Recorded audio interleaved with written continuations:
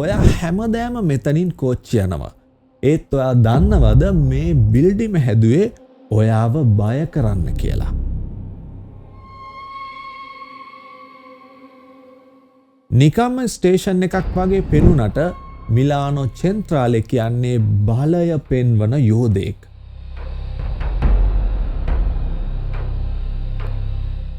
මේකේ සයිස් එක බලන්න. හැම දොරක්ම හැම තාප්පයක්ම හදලා තියෙන්නේ ඔයා හරිම පුංචි කියලා දැනෙන්න සලස්වන්නයි.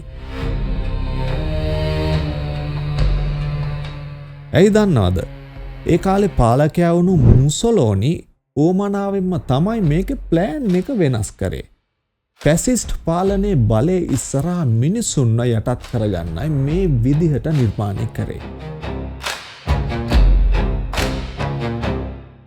වහලේ උඩ තියෙන ගල් සත්තු රාජාලියෝ දිහා බලන්න.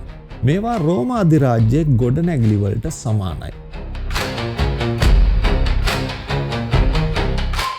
මේ ලස්සන විතරක් නෙමෙයි, මේක අනතුරු ඇඟවීමක්.